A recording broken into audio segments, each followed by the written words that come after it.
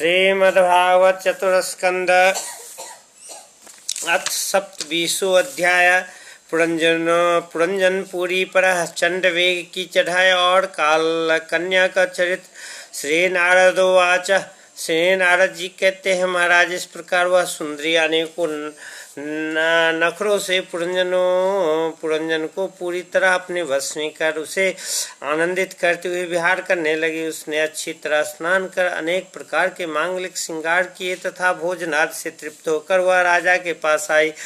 राजा ने उस मनोहर मुख वाली राज महिषी का सादर अभिनंदन किया और पुरंजनी ने राजा का आलिंगन किया और राजा ने उसे गले लगाया।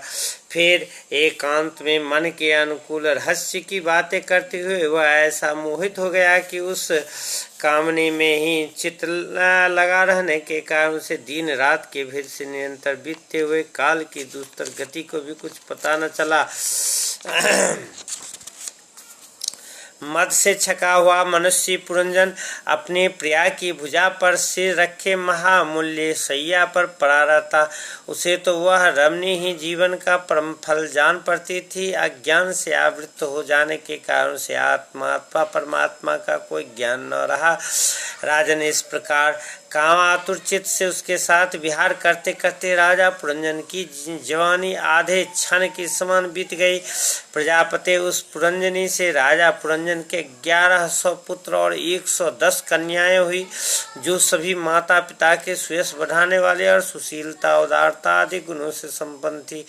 ये पुरंजनी नाम से विख्यात हुई। इतने में उस सम्राट की लंबी आयु का आधा भाग निकल गया। फिर पांचाल राज पुरंजन ने पितृवंश की वृद्धि करने वाले पुत्रों को वधुओं के साथ और कन्याओं को उनके योग्य बड़ों के साथ विवाह कर दिया। पुत्रों में से प्रत्येक के 100 पुत्र हुए। उनसे वृद्धि को प्राप्त होकर पुरंजन का वंश सारे पांचाल देश में फैल गया। इन पुत्र पौत्र गृह कोष सेवक मंत्री और आदि में दृढ़ ममता हो जाने से वह इन विषयों में ही बंध गया। फिर तुम्हारी तरह उसने भी अनेक प्रकार के भोगों को कामना से यज्ञ की दीक्षा ले तरह तरह के पशु हिंसामय घोर यज्ञों से देवता पितर और भूतपतियों की आराधना की। इस प्रकार वह जीवन भर आत्मा का कल्याण करने वाले कर्मों की ओर से असावधान और कुटुंब पालन में व्यस्त रहा। अंत में वृद्धावस्था का वह समय आ पहुंचा जो स्त्री लंपट पुरुषों को बड़ा प्रिय होता है।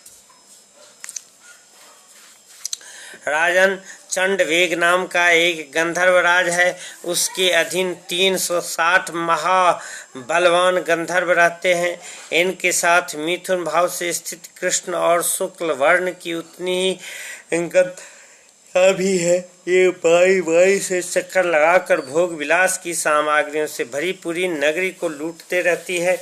गंधर्वराज चंड वेग के उन अनुचरों ने जब राजा पुरंजन का नगर लूटना आरंभ किया, तब उन्हें 5 फन के सर प्रजागर ने रोका। यह पुरंजन पुरी की चौक से करने वाला महाबलवान सर्प तो 100 वर्ष तक अकेला ही उन 720 गंधर्वियों से युद्ध करता रहा।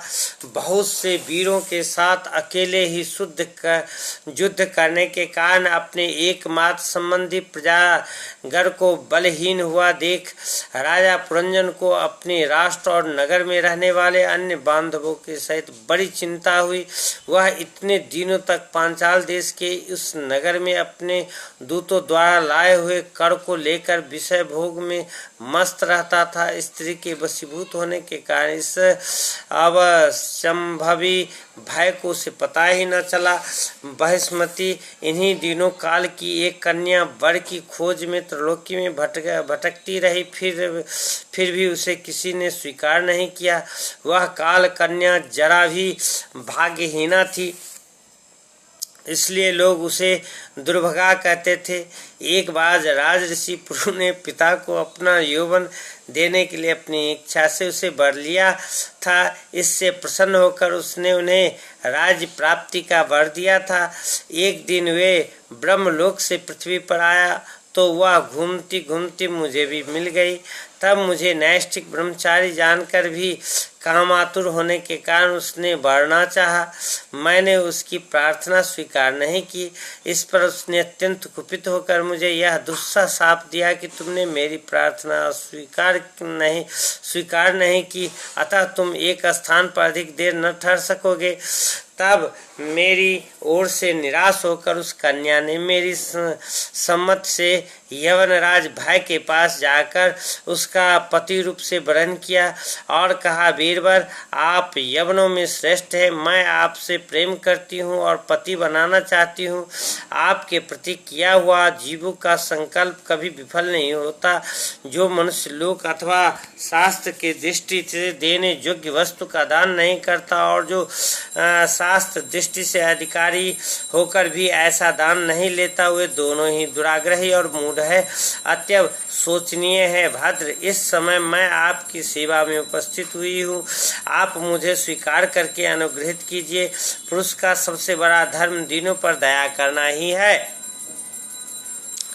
काल कन्या की बात सुनकर यवनराज ने विधाता का एक गुप्त कार्य कराने की इच्छा से मुस्कुराते हुए उससे कहा, मैंने योग दृष्टि से देखकर तेरे लिए एक पति निश्चय किया है।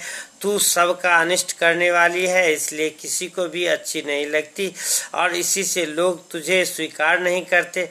अतः इस कर्म जनित लोक को तू अलक्षित होकर बलात् भोग तू मेरी सेना लेकर जा। इसकी सहायता से तू सारी प्रजा को नाश करने में समर्थ होगी। कोई भी तेरा सामना न कर सकेगा और यह प्रज्वार नामक मेरा भाई है और तू मेरी बहन बन जा और तुम दोनों के साथ मैं अव्यक्त गति से भयंकर सेना लेकर सारे लोकों में विचरूंगा। इति श्रीमद्भागवते महापुराणे ब्रह्मसहित संहितायां चतुस्कंधे पुरंजनोपाख्यान सप्तविंशोऽध्यायः।